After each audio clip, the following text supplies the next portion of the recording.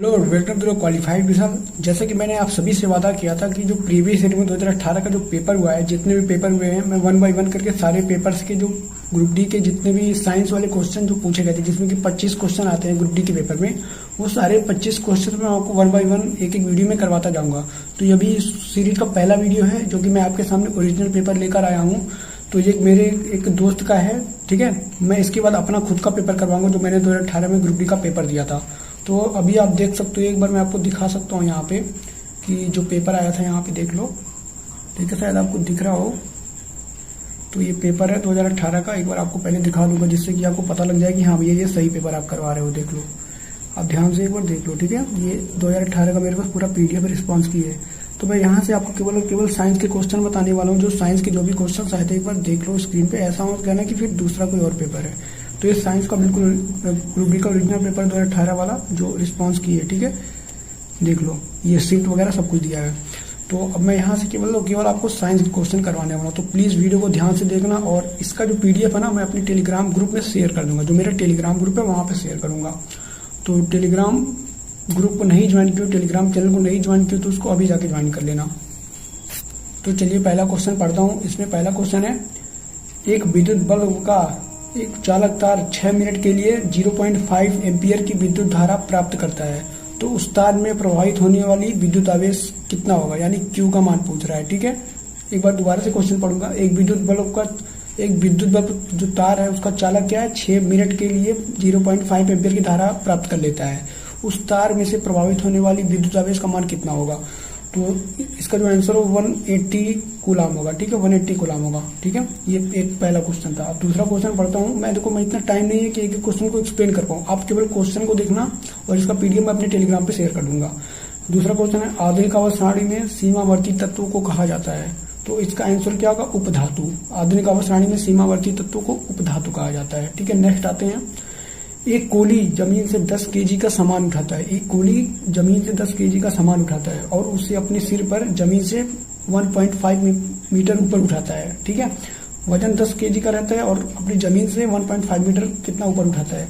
सामान पर उसके द्वारा किए गए कार्य की गणना करना है, तो इसका आंसर 150 आएगा, 150 जूल आएगा, ठीक है। नेक्स्ट आते हैं, अणुओं में उपस्थित परमाणुओं की संख्या। अणु में उपस्थित परमाणुओं की संख्या इसकी क्या कहलाती है, यहाँ पे डैश दिया हुआ है, तो इसमें कौन सा आएगा, परमाणुकता, ठीक है, इसकी परमाणुकता कहलाती है। नेक्स्ट है, देखो बिल्कुल ओरिजिनल क्वेश्चन करवा रहा हूँ, ठीक है, जो पूछा गया है, यहाँ से मैं निकाला हुआ हूँ, आप देख सकते हो। नेक्स्ट आते हैं, शून्य समूह में शामिल सभी तत्वों में केवल एक परमाणु होता है, ठीक है, और उसके डैश में वृद्धि के साथ उसका परमाणु आकार भी बढ़ जाता है। तो उसके परमाणु क्रमांक बढ़ने के साथ साथ उसका जो परमाणु आकार भी वो भी बढ़ता जाता है। डैश वाले पोर्शन में क्या आएगा, परमाणु क्रमांक आएगा। नेक्स्ट आते हैं, शून्य समूह में शामिल सभी तत्वों में भी केवल एक परमाणु होता है, और उसके, ये तो सेम क्वेश्चन हो गया। नेक्स्ट आते हैं, रासायनिक समीकरण, एक केमिकल रिएक्शन दिया गया है, ठीक है, मैं आपको पढ़ के एक बार बताऊंगा, आप ध्यान से सुनना। 2H2S plus XO2 arrow YH2O plus 2SO2।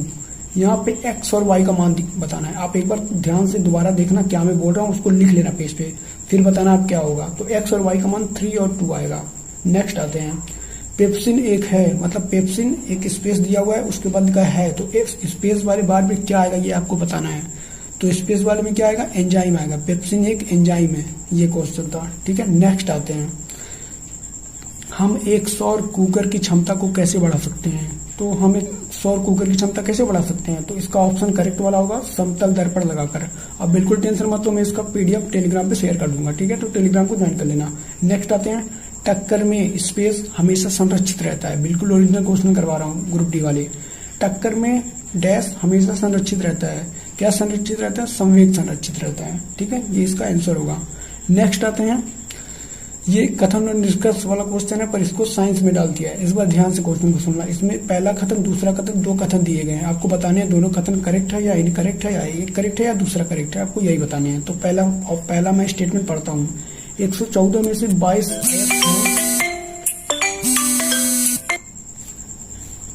बोल रहा है, 114 तत्वों में से 22 अयस्क हैं और अन्य धातुएं हैं। दूसरा क्या है, प्रत्येक अयस्क खनिज है, परंतु प्रत्येक खनिज का एक अयस्क नहीं है, ठीक है। ये 2 स्टेटमेंट दिए गए हैं, तो इसका केवल B वाला ही सत्य होगा, यानी दूसरा वाला जो अभी मैं बोला हूँ। नेक्स्ट आते हैं, अलग अलग आणविक संख्या वाले भिन्न तत्वों के परमाणु जिसकी द्रव्यमान संख्या समान होती है उसको क्या कहा जाता है। एक बार दोबारा पढ़ता हूँ। अलग अलग आणविक संख्या वाले भिन्न तत्वों के परमाणु जिसकी द्रव्यमान संख्या समान होती है को कहा जाता है, क्या कहा जाता है, तो समभारित कहा जाता है। सिंपल क्वेश्चन था। नेक्स्ट आते हैं, स्पेस बार दिया हुआ है, लिखा है कि एक चतुष्परमाण्विक अणु का एक उदाहरण है। तो इसमें 4 ऑप्शन दिए गए थे, तो इसमें फास्फोरस वाला ऑप्शन बिल्कुल सही होगा क्योंकि P4 है वो तो चतुष्फल की होता है। नेक्स्ट आते हैं, यदि कोई वस्तु t समय में जिस दूरी तय करता है तो इसकी गति v स्पेस बार क्या होगी। तो इसकी गति क्या होगी, यह सपान t होगा। बिल्कुल वो चाल बराबर दूरी बाटे समय, वही वाला फार्मूला, इसमें केवल वही बताना था। नेक्स्ट आते हैं, तो इसमें दिया हुआ है कि गुरुत्वाकर्षण का सार्वत्रिक नियम व्याख्या करता है, क्या व्याख्या करता है, तो ग्रहों के चारों ओर सूर्य की परिक्रमा को। ठीक है, बिल्कुल यही क्वेश्चन था, हूबहू इसका आंसर यही होगा। ग्रहों के चारों ओर जो सूर्य की परिक्रमा होता है उसी की व्याख्या करता है ये गुरुत्वाकर्षण का सार्वत्रिक नियम। नेक्स्ट आते हैं, महिलाओं में युवावस्था से जुड़े परिवर्तन स्पेस बार किस स्त्राव के कारण होता है। मतलब महिलाओं में जो युवावस्था होता है उसमें जुड़े परिवर्तन किसके स्त्राव के कारण होता है, तो जो एस्ट्रोजन होता है ना, एस्ट्रोजन, उसी के स्त्राव के कारण जब वो निकलता है ना तो उनको युवावस्था में क्या होता है, बदलाव होता है, परिवर्तन होता है। नेक्स्ट आते हैं, ये भी एक तरह का कथन और निष्कर्ष वाला क्वेश्चन है पर इसको साइंस वाले पोर्शन में डाल रखा है। तो मैं आपको कथन पढ़ के सुनाऊंगा, फिर आपको निष्कर्ष भी सुनाऊंगा। थोड़ा आप ध्यान से देखना, ध्यान से सुनना। इसरो रॉकेट और अंतरिक्ष प्रौद्योगिकी के क्षेत्र में भारत को दुनिया भर के देशों में 0 से 5वें स्थान पर ले आया है। ठीक है, इसका निष्कर्ष क्या है, पहले रॉकेट और अंतरिक्ष प्रौद्योगिकी के विश्व के लोगों को भारत में कोई स्थिति नहीं थी। दूसरा, जल्द ही भारत रॉकेट और अंतरिक्ष प्रौद्योगिकी में पहले स्थान पर होगा। तो आपको बताना दोनों में से कौन सा स्टेटमेंट सही होगा। ठीक है, कथन तो मैंने आपको बताया, दोनों निष्कर्ष मैंने बताया था आपको, तो इसमें केवल एक पहला निष्कर्ष बिल्कुल करेक्ट है। नेक्स्ट आते हैं, एक वस्तु का संवेग 50 किलोग्राम मीटर प्रति सेकेंड है और इसका द्रव्यमान यानी यम 10 kg है, तो वस्तु का वेग बताना है। सिंपल क्वेश्चन है। ठीक है, 1/2 mv² वाले फार्मूले पे लगेगा, तो इसका आंसर होगा 5 मीटर प्रति सेकेंड।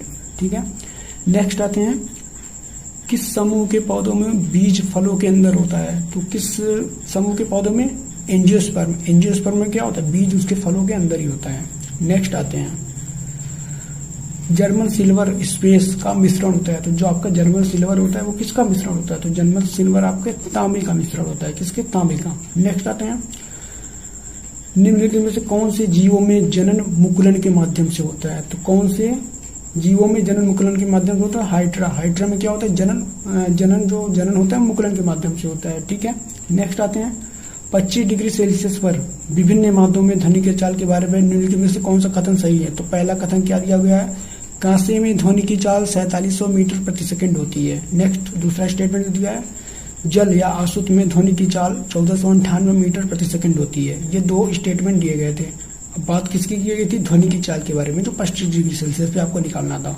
तो इसका जो आंसर होगा ए और बी, दोनों कथन जो मैंने अभी बोला वो दोनों सही होगा। ठीक है, तो ये कुछ क्वेश्चन मैंने यहाँ लिख रखे हैं। मैग्नीशियम रिबन को जलाने से पहले क्या हटाने के लिए साफ किया जाता है। तो मैग्नीशियम रिबन को जलाने से पहले मैग्नीशियम ऑक्साइड को हटाने के लिए साफ किया जाता है। ठीक है, ये क्वेश्चन का आंसर है। फिर नेक्स्ट क्वेश्चन है, मशरूम किस वर्ग का हिस्सा है। तो मशरूम कवक वर्ग का हिस्सा है।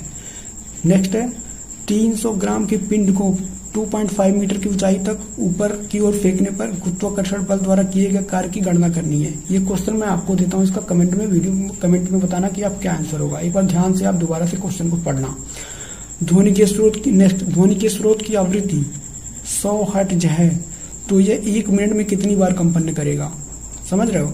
तो ये इसका आंसर होगा 6000 बार, यानी 6000 टाइम्स ये क्या करेगा, कंपन करेगा। नेक्स्ट और लास्ट क्वेश्चन है, एक विद्युत बल्ब का चालक तार 6 मिनट के लिए विद्युत धारा प्राप्त करता है। ये शायद क्वेश्चन हो चुका है। ठीक है, तो मैं इसको नहीं करवा रहा हूँ।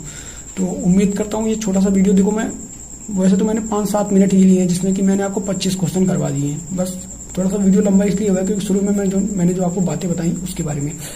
देखो आप टेंशन मत लो, आप क्वेश्चन देख लेना एक बार। मैं इसके जितने भी क्वेश्चन की जो पीडीएफ है ना, मैं उसको टेलीग्राम ग्रुप पे शेयर कर दूंगा। तो टेलीग्राम ग्रुप आपको ज्वाइन करना बेहद कंपलसरी है, उसको तुरंत जाके ज्वाइन करो। और हाँ, आप लोग के लिए इतना कर रहा हूँ तो आप लोग का भी हक बनता है यार, चैनल वीडियो तो देख लेते हो, अपना काम तो निकाल लेते हो, पर सब्सक्राइब नहीं करके जाते हो। फिर पता नहीं क्या दुश्मनी होती है यार। जब इतना मेहनत कर रहा हूँ इतना प्रयास कर रहा हूँ और आप अपना काम कर भी ले रहे हो, तो यार चैनल को सब्सक्राइब तो कर दिया करो और वीडियो को लाइक करके जाया करो। जितने बंदे देखो ना उतने लाइक करके जाया करो और टेलीग्राम को अभी जाके ज्वाइन करो। और सुनो, एक चीज़ और बताओ, जो मैं क्वेश्चन करवाता हूँ आपको क्विज के माध्यम से, ठीक है, जो प्रीवियस ईयर के पेपर है जो पूछे गए थे, तो अगर आप कुछ कहना चाहते हो, कुछ आपको एडवाइस देना या फिर कोई सुधार के लिए आप कुछ बोलना चाहते हो कि सर भाई इसमें थोड़ा सा बदलाव करो, ऐसे करो वैसे करो, जो भी आपके अंदर जो एडवाइस आप दे सकते हो वीडियो को नीचे कमेंट करके बता सकते हो, ठीक है। मैं उसको फुलफिल करूंगा नेक्स्ट वीडियो में, तो उसको जरूर बताना। मैं आपकी एडवाइस को जरूर मानूंगा और उसको इम्प्लीमेंट करूंगा खुद में। तो उम्मीद करता हूँ वीडियो अच्छा लगा होगा, वीडियो को लाइक कर देना और चैनल को सब्सक्राइब जरूर कर देना। Thank you for watching and have a nice day.